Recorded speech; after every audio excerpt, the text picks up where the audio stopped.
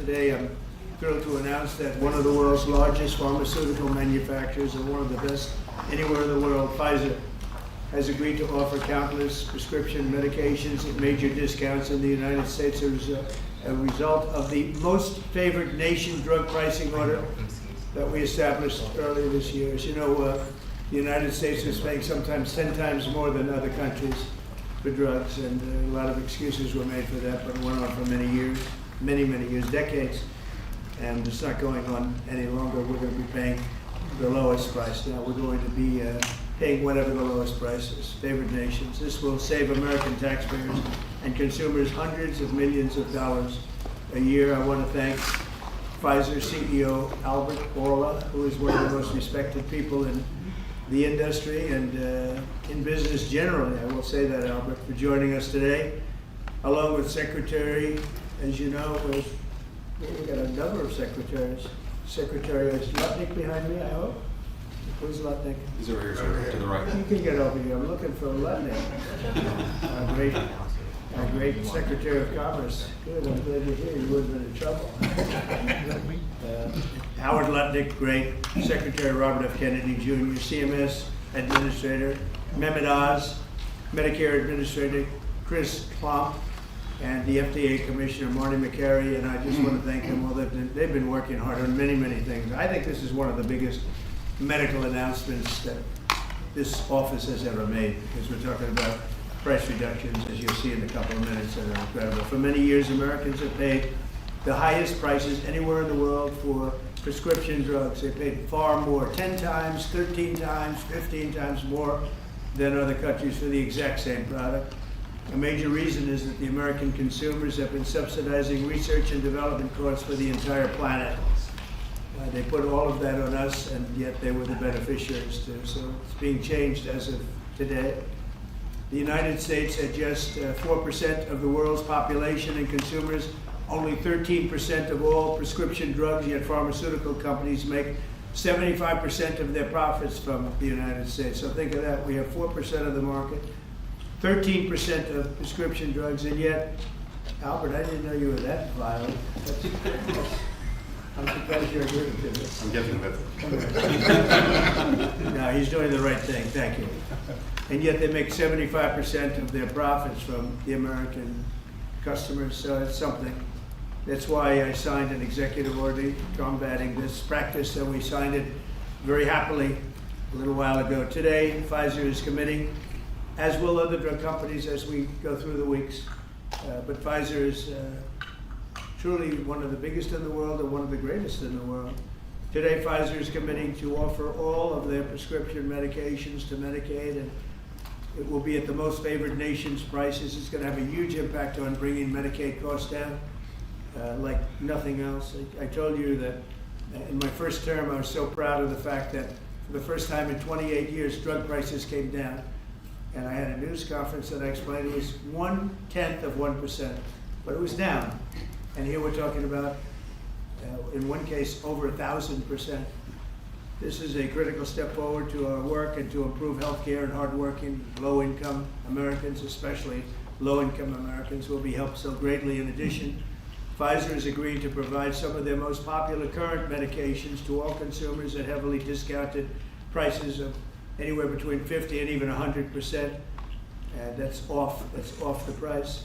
And in some cases, even more than that. These drugs will be available for direct purchase online at a website operated by the federal government. We're also announcing that moving forward, all new medications introduced by Pfizer to the American market will be sold at the reduced most favored nation costs. So we'll be paying essentially what other countries are paying, who have been much lower for many years.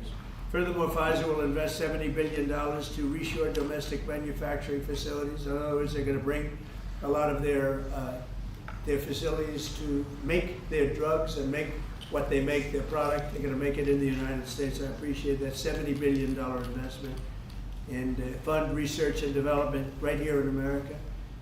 We're working with other major pharmaceutical companies to secure similar agreements. Everyone understands that the status quo where Americans pay more for drugs, prescription drugs, and they pay more than foreign countries.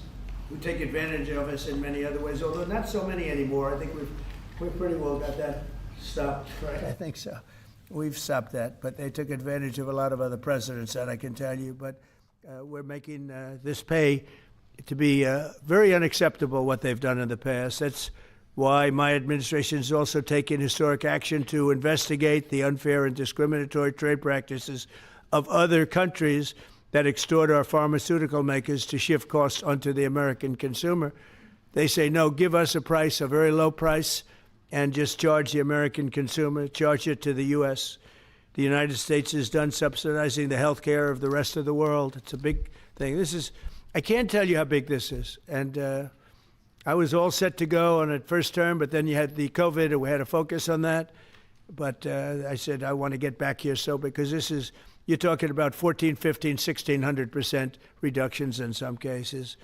But by taking this bold step, we're ending the era of global price gouging at the expense of American families, and we're making America healthy again, which is our little theme for the people behind me. And I want to just ask Secretary Kennedy to come up, and we'll start, and we'll go through it with Oz and Klomp and Bourla and McCary, and we'll go through it, and if you have any questions. But this is a really big announcement. This is something that most people said was not doable. And other countries are going along because we told them that if you don't go along, they didn't have to go along. But if they didn't go along, we were going to put extra tariffs on those countries. And we were going to charge them the amount of money that they should be paying for the reduction in costs. So I think we had a pretty good negotiating position. So, Bobby, I'd like you to speak about this, and what a great job, and thank you very much. Thank you, Mr. President. I want to start by thanking a couple of people who aren't up here, Theo Merkel, Dr. Heidi Overton, who played key roles in this negotiation and helped make this happen. And also Inma Hernandez, who's not up here, but John Brook and Chris Klomp, who were the people who were negotiating, in some cases, I think including last night, 24 hours without any sleep. This would not have happened without President Trump's leadership. I told my son last night, we're all under secrecy about this, but I told my son late last night, a 27-year-old son, Connor, who's a very liberal Democrat. And I told him this was happening, and he just paused for a minute, and he said, "Thank you, Dad, I'm so proud of you." Because this is something Democrats have wanted for 20 years, Republicans have wanted for 20 years. Everybody said they're going to do it. Nobody has even taken a step towards doing it. And the reason was because it was such a daunting task. And, even all of the negotiators, you see, I also want to thank Howard Lutnick. This would not have happened without him.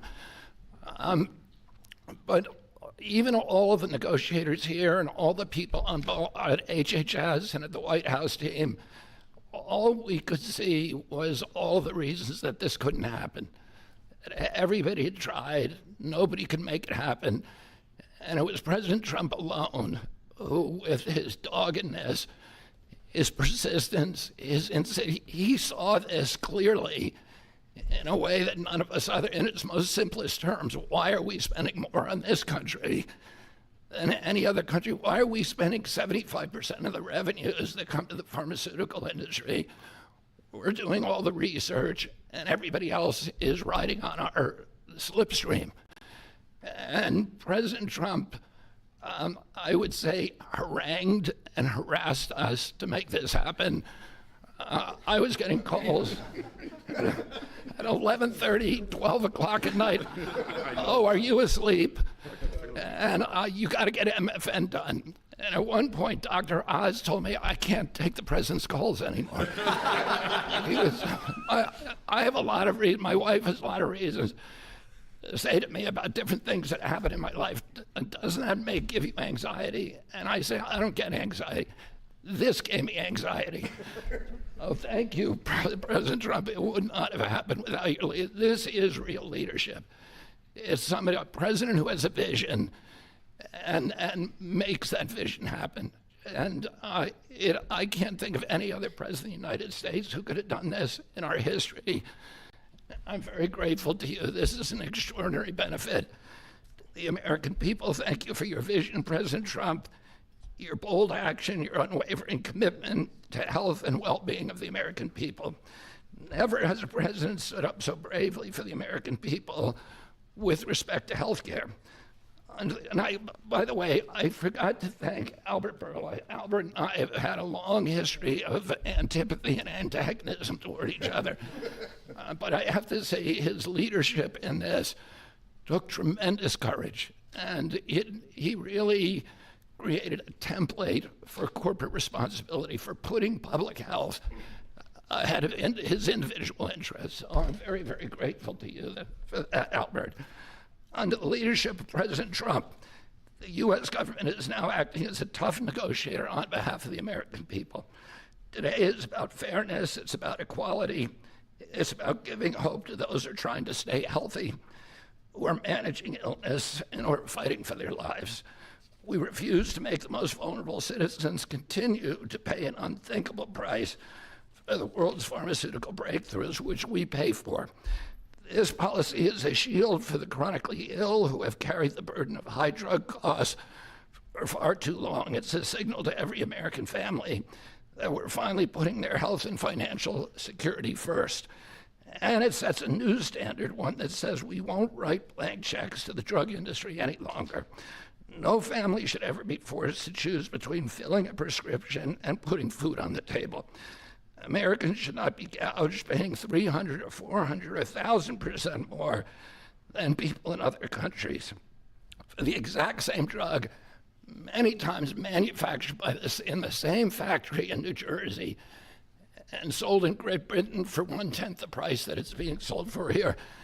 This week, and I was with some friends up in Martha's Vineyard, and an old friend, one of my oldest friends, his wife and daughter have a chronic disease. And that chronic disease last year cost $150,000 to treat. And the mother had to choose whether she was going to take that money and spend it on her or her daughter. And she spent it on her daughter. So she had to make that choice. It's a choice that no mother should have to make. We did a roundtable recently on drug prices. One patient spent more than $180,000 on one drug. One cashed in all of her savings and worked 3 jobs to make ends meet. One almost quit her job and moved to Germany to get the drug cheaper. Some looked at getting the drug on unsafe secondary markets because they could not afford it through the legitimate markets. Today, we begin to right that ship. For the mother trying to help her child get better, for a grandmother at the pharmacy counter, and for millions of Americans who want to restore their health. Today is about another promise made by President Trump and another promise kept by President Trump to the American people. And it's only just the beginning. This is all thanks to your unwavering leadership, Mr. President. Thank you. Thank you very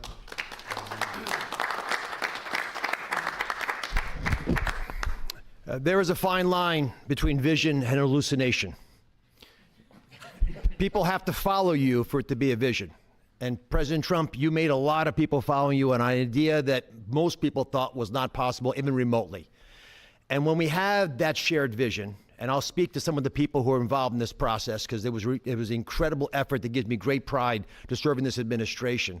And the fact that it did not leak is also an issue of pride for us because these were tough challenges. And Albert Bourla looks very calm up here and cat-like, but he is ferocious when you get him in a negotiating room.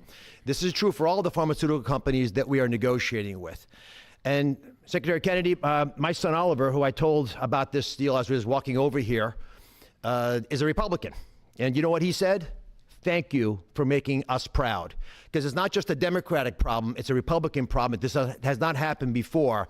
And it took a crusader like President Trump, with the support of Secretary Kennedy, Secretary Lutnick, I see the vice presidents here as well, just unwavering, dogged pursuit of change.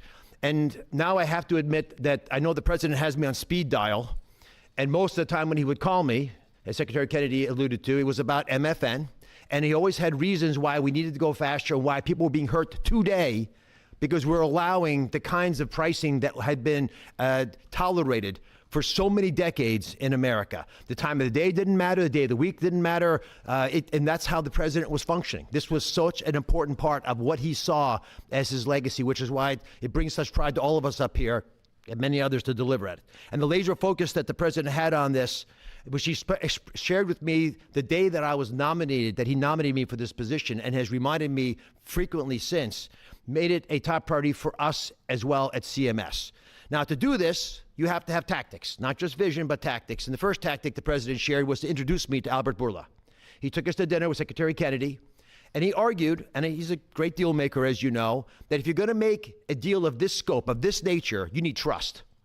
So the president lit the kindling. He got the embers going, but he needed us to nurture that beginning of a fire so they would blaze into what today we can announce as the grand deal, one of the greatest ever, certainly in the space of pharmaceuticals. I gained to respect Albert, and I'll tell you why in particular. It was because he recognized the dangerous problems facing so many Americans, that they had to choose between taking medications prescribed by their doctor that could be life-saving or shopping at the grocery store, paying for their kids a fundamentally important need that would be squeezed out because they couldn't compromise on drugs, or often worse, they compromise on the drugs. 1/3 of all prescriptions are not filled in the pharmacy because of this. We talked through the winter. We talked through the spring. We talked through the summer, and we got nowhere. We stalled. The industry is powerful, they're important, they have smart people. There's no reason for them to give the numbers that the president is articulating today. And you see these numbers on the charts around us. These are massive wins for the American people. But the president in July demanded, after the executive order, that manufacturers make a firm commitment and to lower prices or else. And it sent shockwaves through the industry. It got the ball rolling again. Our talks with Albert heated up, but it wasn't until last week, if you want an inside story, it wasn't until last week that we made a major breakthrough. And our hardworking team embarked on a remarkable story that I think books will be written about, 24/7, nonstop, with industry, with Albert, with his great team at Pfizer. And with this partnership, we began to deal with the fundamental challenges we have, which is protecting medical advances for the future while at the same time securing the prices Americans want today. We're going to continue to stimulate and strengthen innovation. That's what a great country does, and we are a great country with a great leader. We're going to protect the U.S. hegemony in R&D. We dominate the planet in discovering cures for illnesses. All those orphan ailments, all those remarkable advances, they come from research labs here with companies like Pfizer and other great ones in the pharmaceutical space. We're going to lead in the life sciences. We're going to lead in ideas. And we're going to make sure that we do all that while we're being fair to the American people, especially our most vulnerable. We're going to finally deliver on the fair drug prices that President Trump has been speaking about for 2 terms. We're going to celebrate this historic day, I predict, this historic day in the medical field for generations to come. The heroic negotiators that I do feel compelled to mention, and Secretary Kennedy kindly also mentioned their names. Some of them can't be in here because they're busy negotiating future deals. Inma Hernandez-Delso, John Brooks, who's a deputy administrator of mine, Theo Merkel, who is in the back and tall and hard to miss with DPC, and Corey Enslin with the same group did a spectacular job, and Don Dempsey at OMB. Just wonderful human beings, worked tirelessly to get this done. We were able to secure this first MFN deal, and the president touched on this, but we have much more to come. You'll be hearing breaking news from the president for the rest of the fall. And Mr. President, these brilliant minds are here because of you. Now, I don't want to just pay homage to this. I want to actually speak this a little bit. The passion to protect the American people brings top-tier Americans into the government. We've created a powerful administration with the president's leadership, an administration of winners. People get things done. They see the generational opportunity to fix the biggest problems our nation faces. And the person who led this negotiation, Chris Klump, embodies this seal. Now, Chris Klump came to visit Secretary Kennedy and I the very first day we were looking for staff to try to bring in the government. And neither of us really had an idea of how challenging this might be. And he came to the interview, and we knew that he had built a business that was worth several $100 million. And the secretary, very poker-faced as he tends to be, looked at him and said, "Are you willing to give it all up and move your family to Washington?" A young family, 4 young children, beautiful wife.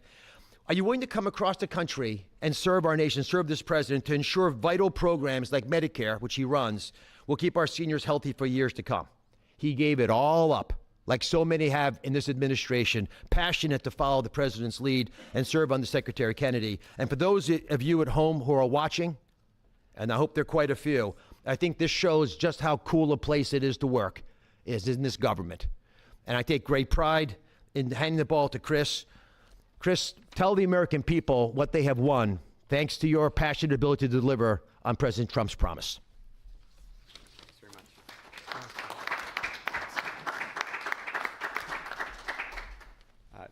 Thank you, Mr. President.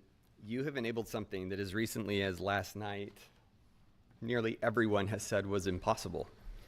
And Secretary Kennedy and Administrator Oz, thank you for having trust in us as a negotiating team to drive this forward on behalf of the American people. It is an absolute honor and privilege. And Mr. Borla, to you and to the team at Pfizer, you have taken a step that I think few appreciate, requires a level of courage to change something that for decades administrations have tried. And there was no incentive rationally for you to do, and yet you've done it because you recognized the opportunity to align your economic interest with the social interest of the American people, and we're grateful.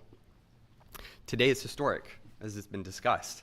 This is a major win in the battle for affordable health care and affordable drugs. As the president said, on average, we pay nearly 3 times what the rest of the wealthy world pays for branded pharmaceuticals. And yet we drive more than 50% of global R&D, 50% of revenues, nearly 70% of profits. It's unjust, it's morally unjust. And when this happens, we stifle innovation and we limit access for the most vulnerable people across the planet and in America who need these medications. And so the president directed us to make deals. That's what he does, and it's what we do. And all great deals, and this is a great deal, are rooted in principles. And this deal was rooted in the principle of fairness. Now, the president could have directed us to go to the poorest country on the planet and find the cheapest price for every single drug and bring that back to the United States and use the might of the government to insist that that's the price we pay. And that might have worked, actually, for just a little bit. But very quickly, it would have utterly destroyed innovation in pharmaceuticals. It would have destroyed American primacy in building life-saving medications. There are nearly 20,000 known diseases on the planet. We have treatments or cures for far fewer than 10% of them. So that would have been a bad strategy, and it would have limited access to those who need those medications the most. But he didn't call for that. He didn't call for 50% lower than the lowest price on the planet. What he called for was fairness. And that's a powerful principle, because we all grow up wanting to be on the right side of fair. And it allowed us to do what has not been done before, which is to call on manufacturers and ask them to be fair, and allows us to go to countries and ask them to pay their fair share in the battle against global disease. And that is the unlock for this great deal. Now, it's my privilege to talk just for a few minutes about the details of the deal. First, let's start with the definition of MFN. What do we mean by that? This is not made-up list prices that have often been quoted in prior administrations, stuffed with fees and rebates. We're talking about we start at net prices, after fees, after rebates, the prices people actually pay here, the prices people actually pay in other wealthy countries. We then index to a basket of countries, wealthy countries, across the world. And we go drug by drug, and we look for the lowest price, and that becomes the starting point for what an MFN price is in the United States. And then we've built this principles of fairness on 5 key pillars, as we've talked about. Number 1, as has been discussed, direct access for patients at TrumpRx, which is a site soon to be launched, available often at full MFN and always at lower prices than currently available. This is bypassing middlemen. It increases transparency. In many instances, prices are 80% lower than they are today. No more Canadian detours to purchase drugs more inexpensively at our neighbor. You do it from home, you do it a click. This is American ingenuity outsmarting the system. Number 2, the president was very clear to us and directed us to ensure that we secured the lowest prices for the most vulnerable Americans, those who are served by Medicaid. So we focused there first. So Pfizer will be putting virtually all of its portfolio of drugs at MFN prices available to Medicaid in the near future. This safeguards the program. This ensures that this program lives as a lifeline without undue burden on the taxpayer for those who need it most, for our vulnerable Americans whom we are charged morally to care for. The third principle is about future-proofing fairness. This is the idea that Pfizer has committed, as are other manufacturers, that they will not launch a new drug for commercial, Medicare, Medicaid, or cash pay markets at a price that is higher than the other wealthy world. Now, they are free to price their drugs wherever they want. These are not price caps. These are not price controls. They can price however they'd like. We're simply asking them, and they are committing not to undercut us in other countries. This is an essential principle. This allows us to retrain other countries to appropriately value innovation for their citizens, to appropriately understand what fair share means to contribute global R&D. This allows us not to compromise access for those who need it most. And this is a powerful commitment. The fourth principle is around shared savings. As our commerce colleagues and as our US trade representative colleagues succeed in encouraging other countries to pay more for existing medications, a portion of that will go to fund additional R&D. And a portion of that will repatriate back to the United States to offset prices, lower prices further for Americans on those existing drugs. And the fifth principle, as discussed, with hats off to Secretary Lutnick and Ambassador Jameson Greer from US Trade, is about Pfizer committing to onshore 100% of the value of all imports that it currently imports to the United States, thus ensuring that we seal our great American resurgence. If you're watching this right now, and you have been looking for evidence that this is a president who knows and cares about you, who is fighting for you, who is fighting for every American, this is Exhibit A. This is not an empty promise. It's not platitudes. It's not lacking a plan. These are hard contracts with teeth, lowering prices now that we will all feel. These are the most significant, historical, substantive, mathematically quantified price reductions in the history of our country in modern-day pharmaceuticals. I cannot thank you enough for your leadership in enabling this to happen. It is an absolute pleasure. The President has showed us that the impossible can be achieved, and that is what's happened today. God bless America. With that in mind, it is my absolute pleasure to introduce Albert Bourla, CEO of Pfizer.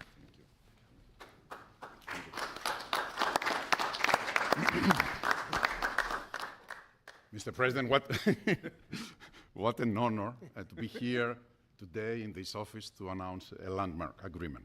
I think it's an historic day.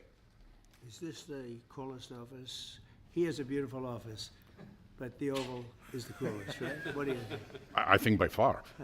And I have seen other presidents' offices. There's nothing like that. Yeah, it's good office. Yeah. So it's an historic day because I think today we are turning the tide and we are reversing an unfair situation. For years, other rich nations refused to pay the fair share for the medical innovation. And as a result, Americans had to assume disproportional cost on their shoulders. This situation, we all knew, is not sustainable. This situation is a situation that many wanted to change, but no one could. This is changing today with this agreement. In July, the President sent to me and other heads of pharmaceutical companies a letter. And over there, he articulated 4 specific requests. These requests, it was obvious to us, were designed to lower drug cost in the America in different ways, each one of them. And altogether, holistically, to have synergistic effect in the impact that that will have in the US healthcare cost and patients. With this deal that we signed today, we satisfied all 4 of President's requests, all 4. The big winner of this deal clearly will be the American patient. There is no doubt about it. They are the ones that will see significant impact in their ability to buy medicines. But I would argue that it is not the only winner. I think who else is a winner here? It is American innovation and American economy. In our industry, we had 2 major overhangs that have substantially reduced our valuations and create concerns for us in our ability to invest. We are addressing both of them right now, and I will speak about them. The first one was the uncertainty of tariffs. Because President is absolutely right. Tariffs is the most powerful tool to motivate behaviors, Mr. President, and clearly motivated ours, right? So by this agreement that we did, we commit to onshore the production of our medicines that are consumed in the US and are made outside the US. And for that, we are ready to unleash our investment portfolio in this country. And the President graciously gave us a 3 years grace period that we will not be subject to the 232 tariffs, as long as, of course, we move the products here. That's one. The second overhang in our industry was this uncertainty. What will happen with the framework of pricing in the country? Because this uncertainty, it was what was holding people from investing in the pharmaceutical industry, which resulted in significant reduction of our multiples. Actually, our multiples are at historical low. Well, now we have clarity about what is the framework for the US pricing. Read the letter of President Trump, read the 4 points, and this is the framework. And we will abide to that, and going forward, this is how things will be priced in the US and abroad. We are ready to invest, as the President also mentioned, $70 billion in the next few years from Pfizer in manufacturing and research in America alone. I really think this is an historical moment because also I can put that behind us and focus on the things that I want to spend my time, cancer treatments, to bring better obesity medicines, to bring better vaccines, to bring things that people value. And thank you for allowing us to do that. I want to thank Secretary Kennedy. I want to thank Secretary Latnik. Your leadership helped us to pull that together. You are the mastermind of everything, and without the brilliant way that you designed the whole thing, we wouldn't be able to make it happen. But you were even more brilliant because you had someone in your team that he was the driving force behind everything. And I don't have words to thank you for your integrity. And it is what you have said. We created trust from day one. And that was the most important thing that allowed us to be able to pull very difficult negotiations. Of course, also I want to thank the US trade representative, who is also heavily engaged, and he's probably the first trade representative that I have seen that cares about our industry and cares to do something about unfair situations out there. But more than anyone else, Mr. President, I want to thank you, for your leadership and, frankly, for your friendship. Thank you. Albert, thank you very much. Great job. Great job. Thank you, Mr. President. The growth of drug spending, that is, the increase in drug pricing, is the fastest and biggest increasing area of healthcare spending. So today's announcement has incredible implications for healthcare spending in the United States. And today marks the beginning of the end of the Great American Ripoff. And it also marks the beginning and the end of a great American tragedy, something I've seen as a physician at the bedside. Patients getting spun up into a financial rage, doing GoFundMe campaigns online, sending repeat reminders, asking people to donate, getting their churches to pass the offering plate from pew to pew, Sunday after Sunday, to try to get enough money to pay for a drug in the United States, a drug that's 5 or 10 times more expensive than the same drug in France or Germany or the UK. People get spun up, and it's a tragedy. Having cancer is hard enough. Getting spun up into a financial rage in order to try to get the money to pay for treatment makes it so much harder. 37% of people who go through cancer care say in the end that the financial toxicity makes them want to avoid or delay care in the future. That is, they're done with it. They're done with the system. That's how toxic financial toxicity can be. And for what? For what? So the U.S. can finance the R&D of the world? Well, that ends today, thanks to President Trump. So we want to see R&D. We want to see American pharmaceutical companies thrive. We want to see pharmaceutical companies that do business and manufacture in the United States thrive. At the FDA, we're doing our part. If you're going to equalize your price to that of other wealthy countries, we're not talking about Zimbabwe. We're talking about Germany, France, UK, Japan, other wealthy countries, the OECD countries. If you equalize your price, then we're going to put your future applications at the front of the line. a voucher to get a review in weeks has a market street value of about $500 million because every day is money when it comes to getting a drug approved. And so if you meet one of the president's national priorities stated very clearly, moving manufacturing to the United States, meeting a large unmet public health need, or equalizing your prices. We're the largest purchasers of drugs. We deserve the best prices. And so we're going to do our part. And if a generic company makes their drug in the United States, that application is going to move to the front of the line as well.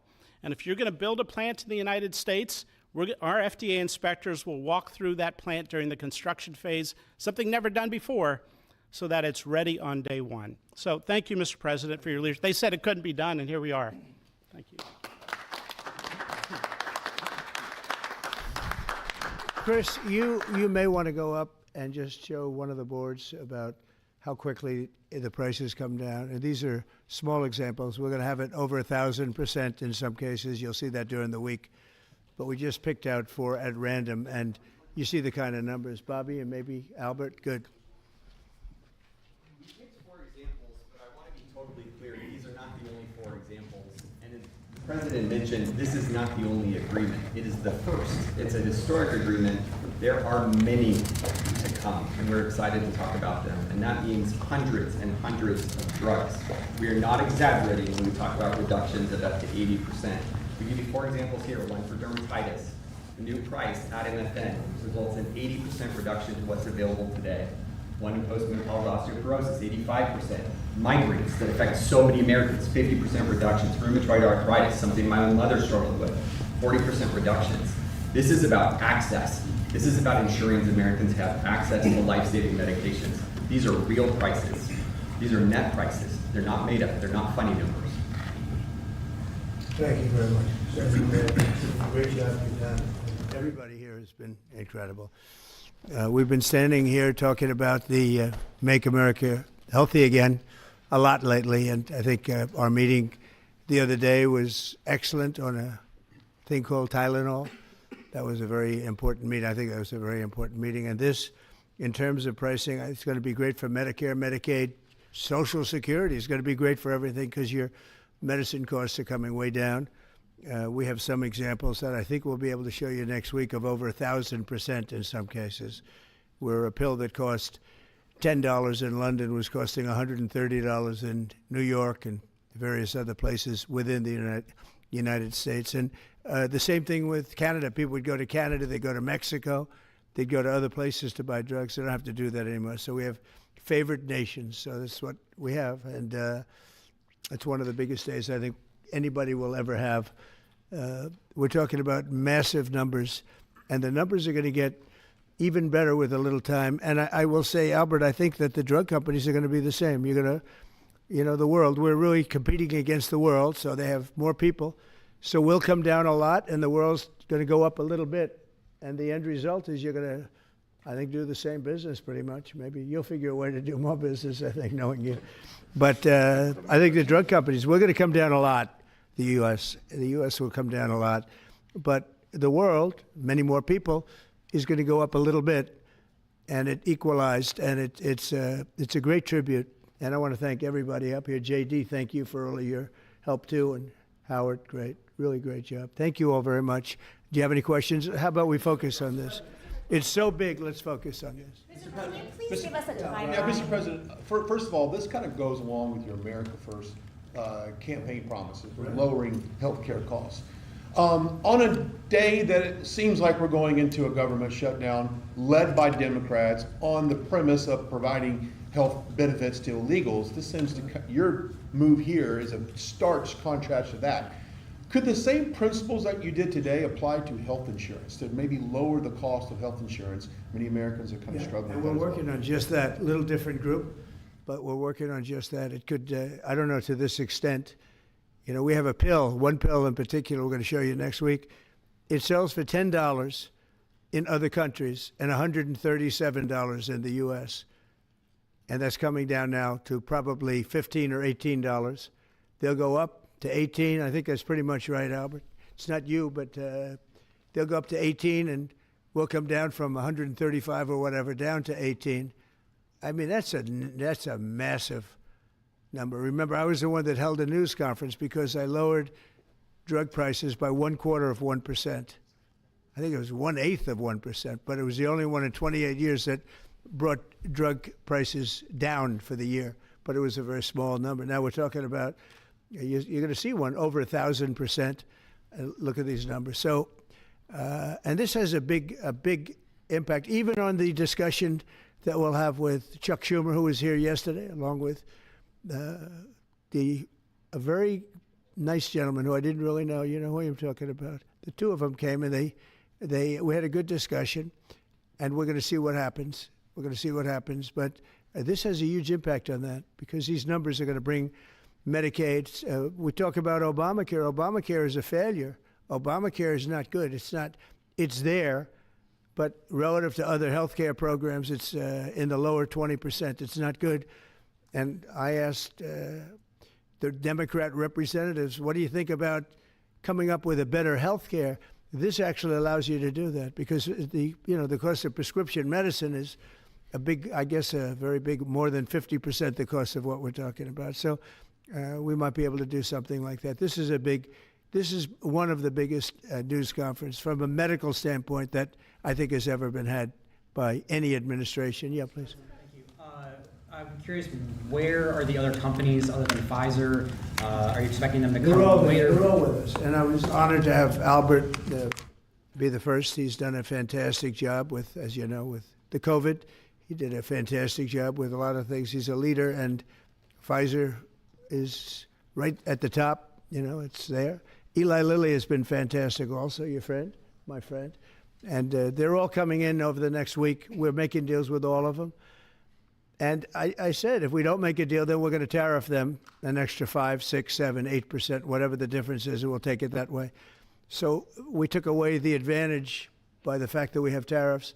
We took away the advantage that they would have of just saying no, and we couldn't do anything about it. If they do that, what we do is we'd put a tariff on them of an equivalent amount, and we take it that way. And nobody wants to play that game.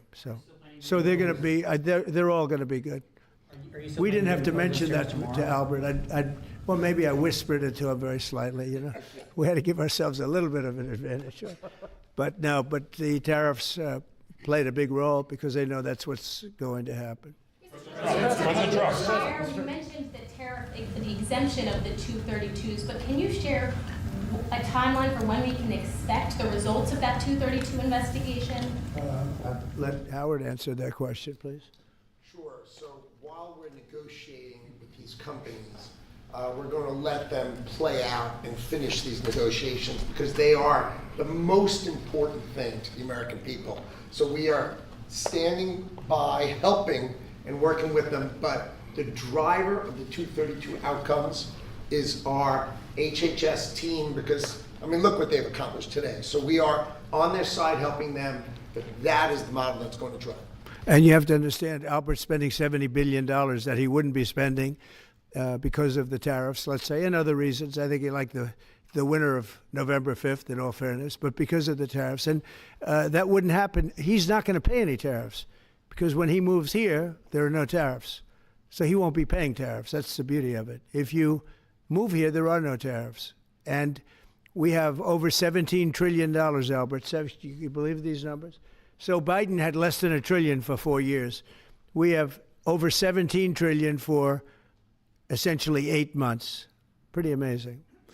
When will prices come down, Mr. President? When can Immediately. They're going to start coming down. Drug prices? Well, they'll be starting immediately. Yeah. Mr. President, can you speak to what impact you think this reduction in drug prices will have on midterms coming up? I think it's going to have a huge. I said, if we can pull this off before midterms, I've wanted to do it from the beginning, from my first day in first term. And we were doing so well. We had the greatest economy we've ever had. Everything was good. And then we're ready to do this, which is complex and big. It's a big change. But what happened is COVID came, and we focused on COVID. We focused on COVID very hard with Albert, with the other companies, with everybody. Regeneron was a great thing. You know, we did a lot of therapeutics that were fantastic. And so we focused on that. And I said, if I pull this off again, the first thing I'm going to do, and you know, we've been working on this for 8 months. This is a very big deal. This is a big shock to the system. But it's not as much as I said. They're going to go up. The world is going to go up a little bit. We're going to come down a lot. But now it's fair. We're going to be paying the same thing. Yeah, please. Trump, in your first term, when you cut the price of insulin, Biden later came in. He tried to steal credit for that. Do you think that? Do you worry that the Democrats are going to try to steal credit for these historic cuts? It's very. I really appreciate your question because I did. I cut the price of insulin down to $35. And the problem is with many of these things, in this case it's going to be pretty quick, but oftentimes you'll do something medically because of the process, and it won't be seen for 2 or 3 years. That happened also with, I could say 4 different things, but just if you talk about insulin, so it was 200, 300, 500, and you couldn't get it, and I got it down to 35. And I said, I hope I win the next election because otherwise whoever wins is going to take credit for it. Well, what happened is we did win the election. We did great. But unfortunately, it didn't work out that way from a practical standpoint. And Biden, when I saw him get up and take credit for the $35 and even less insulin, that was 1,000% lower than what it was just previous. Boy, I tell you, I didn't like it. I didn't like it. So I did the best I could to let him know we did it, because we want to be given credit. But we are the ones that got insulin down to that number. And you're right, they tried to take credit for it. They had nothing to do. In fact, they didn't even know what happened. All of a sudden, the insulin price kicked in at $35. And they asked Biden about it. He had no idea what the hell they were talking about. But after they explained, and they didn't really explain to him because he was not capable really of understanding it. But when they went out and talked about it, they acted like it was a great feat by Biden. It had nothing to do with him. And it continues, and we'll get it down even further. But insulin was, people weren't taking it, I would imagine. They couldn't take it. God bless you, Bobby. I hope I didn't catch COVID just there. Don't you have Paxlovid? What is it? Pax. I have it here. He's got Paxlovid. Give me a Paxlovid immediately. Is ignoring what you're doing for the American people. She's going after your administration for cutting taxpayer-funded health care for illegal aliens. Last night, Nancy Pelosi, she went on NBC last night, dropped a bunch of F-bombs, told Republicans to go F themselves. Has she lost her mind?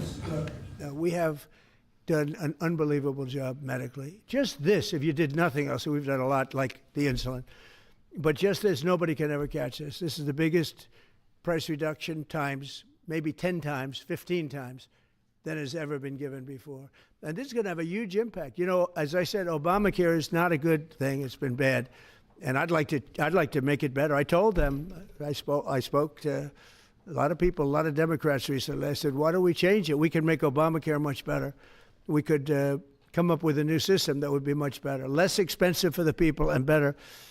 This is maybe the biggest breakthrough because, you know, when you're talking about the prescription drugs, that's a big part of it. So we're going to look. This is prescription, but we're going to be looking at that. We could come up and through this whole thing, you know, because I don't know, we'll probably have a shutdown because one of the things they want to do is they want to give incredible Medicare, the Cadillac Medicare, to illegal immigrants.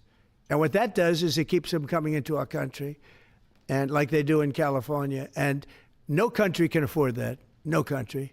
And we have the border stopped up. We have it closed. We have nobody for 4 months. Zero people came in. That wasn't me. That's by the authorities who happen to be liberally oriented. But just think of that.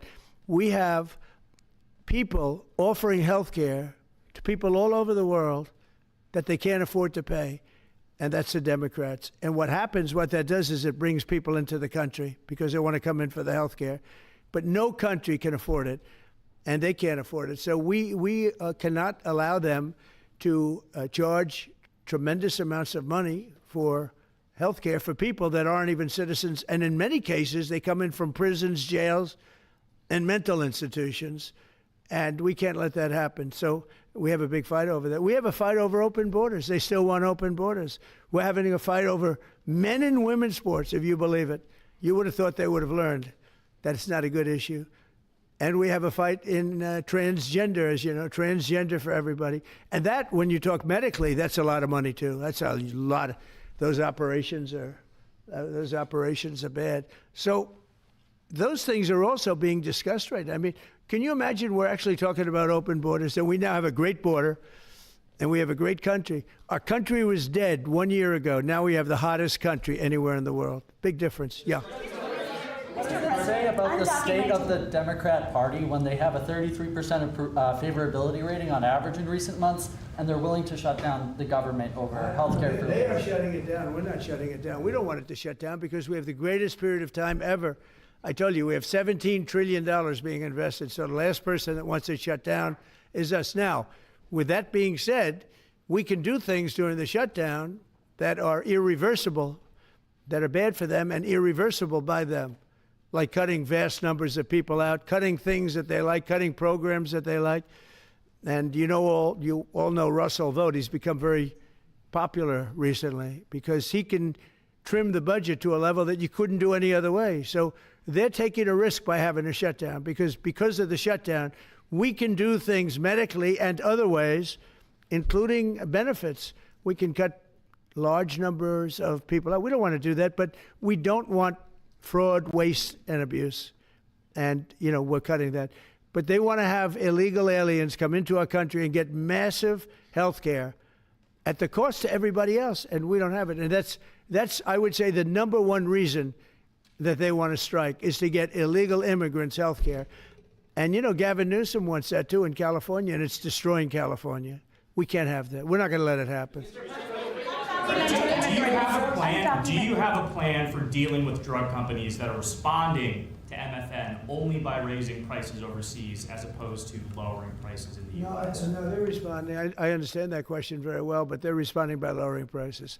They're helped by lowering prices. There's a price at which they can't sell, and they're helped by lowering prices. In the case of Albert and in the case of Eli Lilly, the fact is our prices are coming down massively. You see, that's just a few of the basics, but they're coming down much more than that with many drugs, and over 1,000%. Think of that, over 1,000% reduction. And we'll show you that next week because we have some of them on the board next week where you have over 1,000% price reduction. No, what's going to happen is you're going to have the market will kick in. This way the market kicks in. The other way it was just basically, it was just a form of control. You were stifling the market. Yeah. Following up on Brian, At this point, is a shutdown inevitable? And how would you describe the negotiations with Democrats yesterday? Are more meetings scheduled? So nothing is inevitable, but I would say it's probably likely because they want to give health care to illegal immigrants, which will destroy health care for everybody else in our country. And I didn't see them bend even a little bit when I said we can't do that. Okay? Can I ask a question of Dr. Oz, Administrator Oz? If there is no deal reached on the Obamacare subsidies with the Democrats, is there anything that CMS can do to lower those, to mitigate the increases of those Obamacare subsidies? Not really, but we have time. We have time till the end of the year to make the changes I know the president is evaluating, but we should have a clean, continuing resolution, get past this budget process as it has happened so many times, and allow the president and leadership some freedom to be able to put some good ideas in front of the legislative bodies. Mr. President, undocumented immigrants. We actually do have time for that. They're not eligible for the health care subsidies that Democrats are demanding. So can you clarify, what are you talking about when you say Democrats want to protect their health care? So when an illegal person comes in, a person who came into our country illegally, therefore breaking the law, and look, we all have big hearts. I have a bigger heart than you do. They're all breaking the law, and they're coming into our country. And we just, as a country, cannot afford to take care of millions of people who have broken the law coming in. We want them to come into our country, but we want them to come in legally. Now we have a strong border, very strong border, thanks to Christie and Tom Homan and the whole group. They've done an amazing job at the border. I mean, we had a border that was reckless. We had a border that was a disaster. They were coming in by the millions. I say 25 million people. You're saying less, but I say 25 million people came in illegally. And no system can take care of the health care of all of those people that came in. Now, a lot of them have gone out. We have over 11,000 murderers. We got many of them out. Many of those people have been taken out of the country, brought back to where they came from. In some cases, put in prison because they're so dangerous. We don't want to take them out. We have to watch them. We don't want them coming back. But if you look at what's happened in Washington, D.C. right now, it is such a place. I just drove through it, and it's clean and nice and beautiful, and people are walking around, and they're not afraid of being mugged. We haven't had murders. We haven't had anything happen in a long time. It took us 12 days to make it very good. It took us 20 days to make it beautiful. And now we're going to Memphis. But I think we should always keep a presence here, because if we don't keep a presence, it's going to come back never like it was, because we got rid of 1,700 career criminals. You know what that is? One career criminal can give you a lousy reputation for danger, because they commit many crimes a day in some cases. But Washington, D.C. is an unbelievable example of what can happen. And now we're going, as you know, to Memphis, which was very similar to Washington, very dangerous. And we're there, and we're working along very well with the governor, the mayor. A lot of these Democrat mayors, you know what they don't want to have us do well, because if we do well, it makes them look bad, and they shouldn't feel that way. If I were a Democrat and I was a governor or mayor, I'd be calling Trump. I'd say, get your troops over here, just help, because the mayor of Washington is getting a lot of credit for what we did, a lot of credit. But the beauty is, isn't it nice? Seriously, you walk down the street, you're not going to be mugged. You're not going to be hit. We had a meeting about 3-4 months ago, and I was saying to the media, how many of you people have been threatened or mugged or accosted during your walk to the White House? And they said, we don't walk to the White House anymore. But the answer was, remember, Brian, almost everybody's, look at this guy. They even attacked this big, strong guy, right? Didn't you get attacked? Did you? But, yeah, just take a look at the other guy, right? What happened to the other guy? I don't know. Those other guys are pretty tough. They're tough with a gun in their hand, right? And, yeah, you were hit pretty hard. But almost everybody was. And now, nobody. Anybody been accosted in the last 3 weeks? If I would have said that 6 months ago, half the hands would have been raised out. No, we have a very safe city now. The country's going to be safe. We're doing one at a time, and we'll be going to Chicago. I told you this, sir. Union Pacific, head of the railroad. He knows this country very well. Started off as a very low-rung employee of the Union Pacific. He's now chairman. He came to me and he said, sir, save Chicago. It's a great city. It's going down fast. They had 11 people killed over the last couple of weeks. 11 people killed, 48 shot. That's not a city. It's a war zone. There's no city in the world like that. And then we have to listen to this Pritzker get up. I know him well. They threw him out of his business, and the family threw him out of the business because he's a loser. But we have to listen to Pritzker get up. He should call me and say, get the troops in. You ever hear that? 11 people over a week and a half killed. And I think it's 48, when you add it up, 48 people shot. And then I have to listen to a governor say how nice it is. It's a wonderful experience. Now, what is a wonderful experience is D.C. People are eating in the restaurants. They just opened 2 new restaurants, which hasn't worked in years. And we had it pretty good 4 years ago. We were just getting ready to do this, but we did it right. And, we have a big victory in the Supreme Court. It's called merit. And so that includes the military. Our soldiers, did you see what they look like? These guys, they look like serious soldiers. They weren't playing games. And they went in there and they did a fantastic job. And Washington, D.C. is now a beautiful, safe city. The restaurants are thriving. The people are walking down the street holding their husband or their boyfriend's hand, and they're not worried about being raped or mugged or shot at. And it's been an amazing thing. And we'll do that in every city. We'll do them sort of one at a time. We'll do a couple at a time. And we have a tremendous force because, as you know, in recruitment numbers, when we put out, 2 years ago, when Biden would put out recruitment, nobody would join. Nobody wanted to be in the military. Nobody wanted to be police. It was just announced this morning. You probably saw my speech over with the military, with the generals, admirals. Record numbers of people signing up for the Navy, the Army, Air Force, Marines, Coast Guard, Space Force. I love Space Force. That was my baby. But we have record numbers of people signing up, and that includes police department, fire department. So, it's been an amazing thing. Well, we're going to have another meeting next week on this. We have another great company coming in, similar kind of numbers. But we're going to show you some 1,000% drops in prices. There has never been anything like this in the history of medicine, and it's an honor. And Albert, I want to thank you, and I want to thank everybody behind me, because you are a great team. We have a great team. Everybody says you have a great cabinet. It's a great team. So thank you, Bobby. Thank you very much. Thank you, everybody. What's the company next? We have an update on